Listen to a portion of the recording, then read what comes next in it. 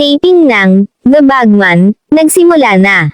Patuloy na pinapatunayan ni Judy Ann Santos ang pagiging forever kapamilya at isa sa ultimate stars ng ABS-CBN dahil excited na ang fans sa gagawin niyang mga proyekto, kabilang narito ang seryeng The Bagman. Umaarangkada na nga si Juday para sa taping ng action drama series na The Bagman, na pinagbibidahan din nina John Arcilla at Arjo Ataide. Kamakailan lang ay nagpasalamat si Juday sa mga bumubuo ng The Bagman, dahil sa munting sorpresa na inihanda nila sa set para sa kaarawan niya. Ang The Bagman ang magsisilbing acting comeback ni Juday pagkalipas ng 5 taon, kung saan gumaganap siya bilang presidente ng Pilipinas, kaya excited na ang fans na masaksihan muli ang kanyang galing sa pag-arte.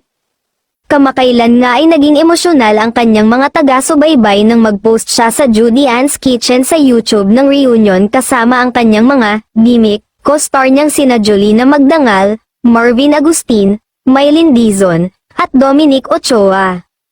Sa higit 3 dekada ni Juday bilang kapamilya, napamahal na siya sa mga manunood dahil sa kanyang natatanging pagganap sa iba't ibang serye at pelikula. Ilan sa mga hit shows niya ay ang Mara Clara, Esperanza, at Gimmick, at ang mga pelikulang Isusumbong Kita sa Tatay Ko, Till There Was You, at Kasal, Kasali, Kasalo. Unang nakilala si Juday sa hit 1992 TV series na Mara Clara, kasama si Gladys Reyes. Magmula noon, nanalo siya ng iba't ibang awards at isa na rito ang Best Actress sa 41st Cairo International Film Festival. Ang huli niyang teleserye ay ang 2019 Kapamilya primetime series na Starla, at naging host din siya ng inspirational 2021 docudrama na Paano Kita Mapasasalamatan.